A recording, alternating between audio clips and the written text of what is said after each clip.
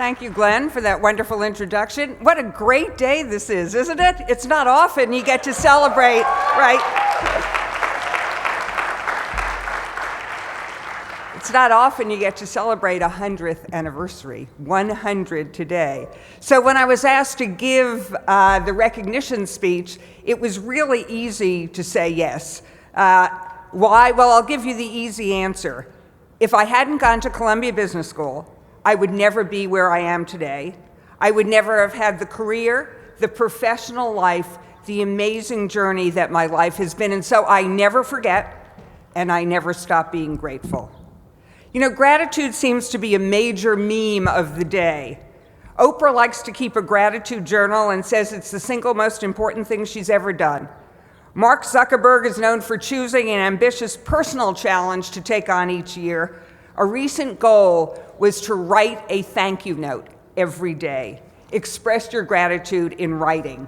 I know couples who tell each other every night before going to sleep what each was grateful for at the end of every day, almost a religious rite. And I have a friend who says that when all she can think of at the end of the day, all she can come up with is that there was hot water in the shower that morning, it wasn't that great a day. So that's what I'd like to bring to you today on the occasion of this school's 100th anniversary, the 10 reasons for which I am grateful for Columbia Business School. So let's start at the beginning.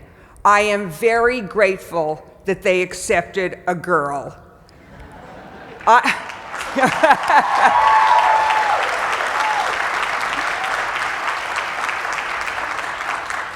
I was one of 4 women in a class of 300. This was 1968. Women didn't really go to business school.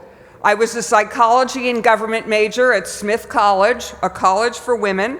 I took a lot of art history and English literature. There's no reason Columbia should have taken me. But someone in Uris Hall woke up to the fact that women could be successful in business and they should at least be given a chance, that it was the right thing to do. And voila, I was in the class of 1970. So thank you, Columbia Business School, which brings me to my second reason. I am grateful that they never asked why I wanted to go, because the answer was ridiculous. I went because, I confess it to you all today, I went because I didn't want to type. More specifically, I needed a job and I didn't want one that required me to type. I needed a job so that my fiance, George, we've been married for 46 years, he's in the audience today.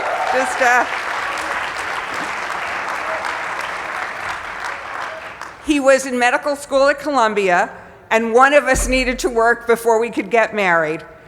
In 1968, if you were a woman and you wanted a job in the commercial world, your only choice at the entry level was to type.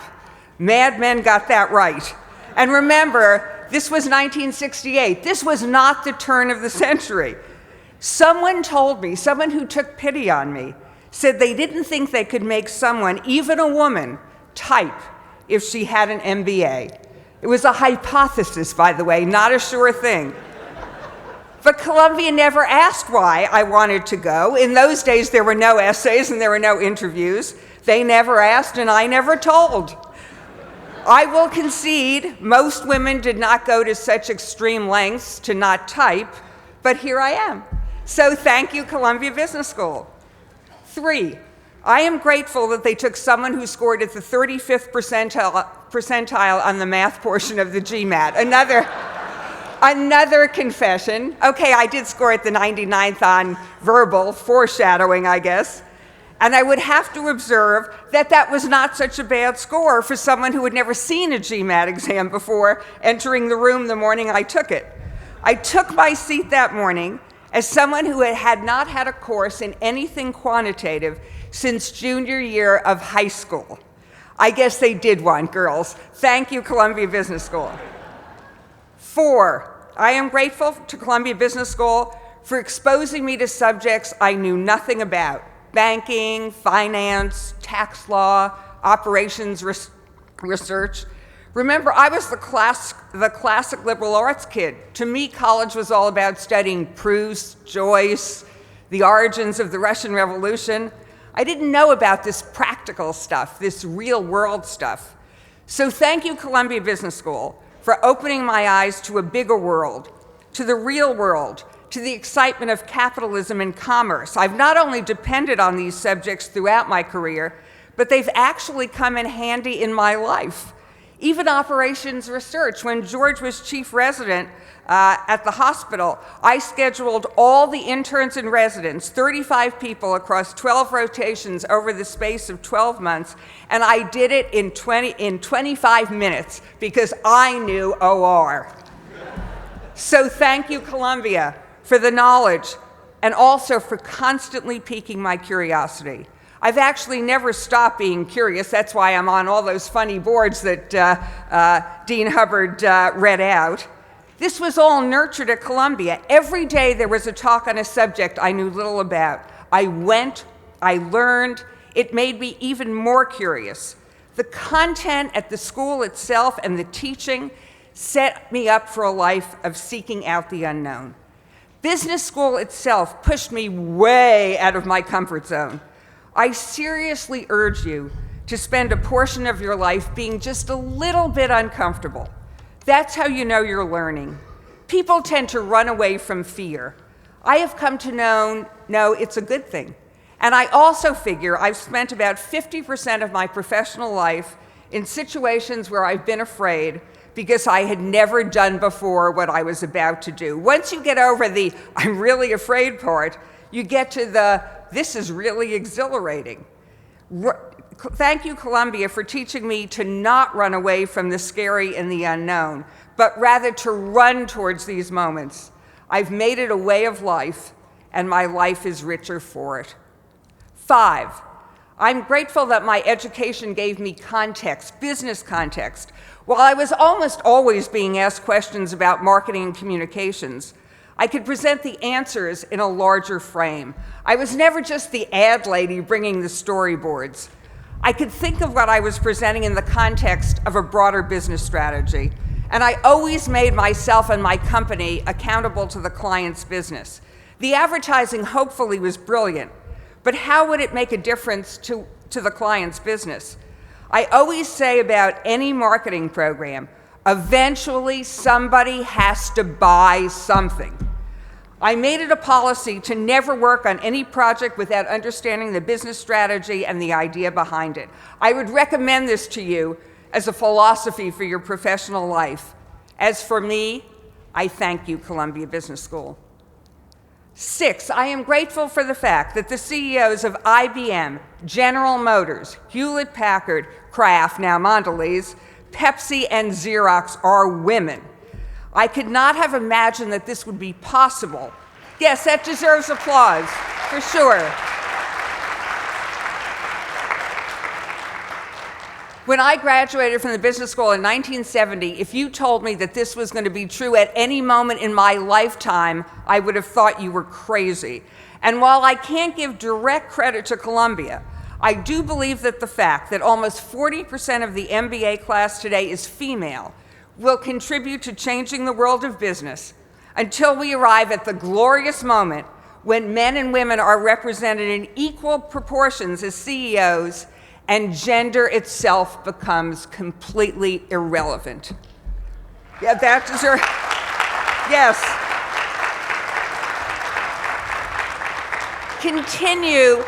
Please continue to be impatient as we move towards gender equality.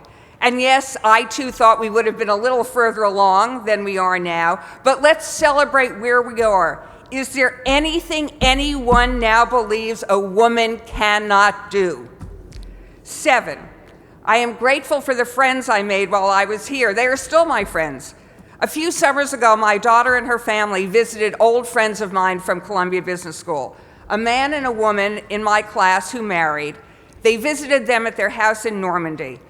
When I saw the pictures of my kids with their kids, my grandchildren with theirs, it almost made me cry. I could still picture the three of us sitting together side by side in Uris Hall. So look around you. These are your friends for life. How good is that? No, it's not good. It's good. I promise you, your grandchildren will be playing with each other. And if you're lucky at all, someone will own a house on the beach in Normandy. 8, I am grateful for the chance to stay connected to the school and to continue to meet the amazing alums who have passed through its doors. You are now part of all this, part of this remarkable Columbia Business School community. Going to a meeting of the Columbia Business School Board of Overseers is a little like going to Davos, but without having to change in and out of the boots 8 times a day. It simply makes me proud when I find out that some dazzling senior executive I've met is actually a CBS graduate. I usually want to hug him or her. I very often do. But we are a glorious ecosystem.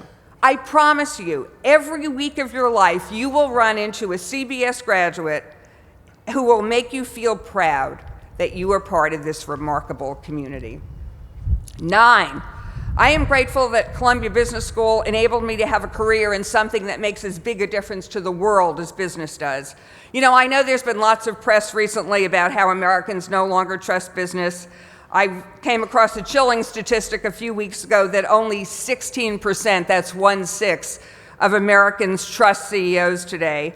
And if it makes you feel any better, members of Congress are even further down on the list. As John McCain likes to joke, we in Congress are down to only blood relatives and paid staff who respect us. But we do have a challenge in this country right now to turn around the perception that business people are somehow evil. I believe it's our collective responsibility to get people to see capitalism as a force for good, a force for innovation, because it is. When people question whether capitalism has a future anymore, I think about microfinance, where people of no means secure better lives through capital that allows them to start businesses.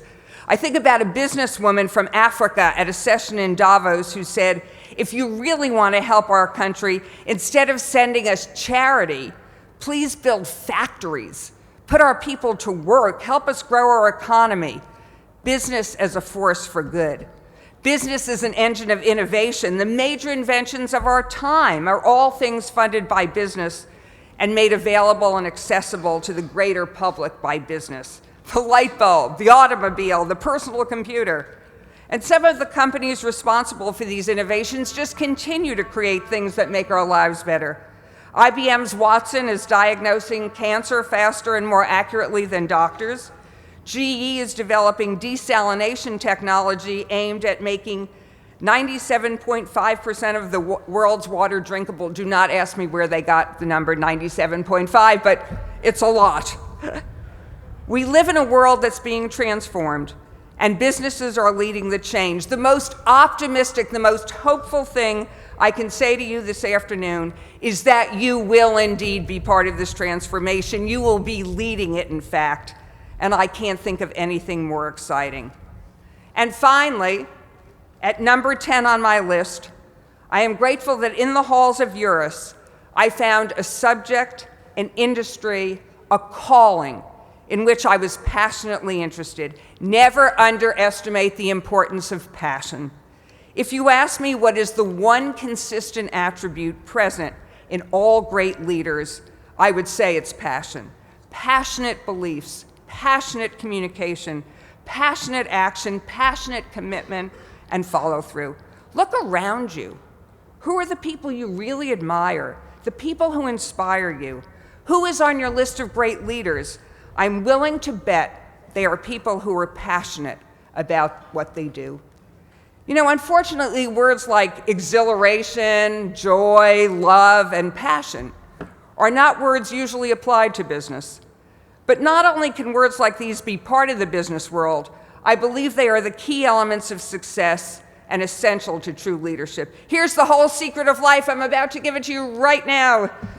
Find something you love to do and pursue it with passion. I know it sounds too simple, maybe even simplistic, but that doesn't make it any less true. I think finding real fulfillment and joy in your job is the ultimate challenge because it's the key to success on every level. People who succeed tend to love what they do. People who succeed in finding balance in their lives always love what they do. Find something you love. I love the J.M. Barrie quote that goes, "It's only work if you'd rather be somewhere else." I am grateful to be here with you today, celebrating the 100th anniversary of this great school. It has made a huge difference to my life. I'll bet anything that it will to yours. Make a note to yourself for 20 years from today to ask yourself how much difference your Columbia Business School education has made. What are you grateful for? Everyone will have a different answer, but I predict that no one will not be affected in some significant way by what you've just experienced in the halls of Columbia Business School. Congratulations to you, class of 2016. Congratulations to all in the audience who have supported you, encouraged you, put up with you, who love you. This is a wonderful day for them as well. May you thrive. May you love what you choose to do. May your journey be interesting and rewarding. May your contribution be meaningful. May you have fun and never lose your sense of humor or your perspective. May you ever be grateful. Thank you very much.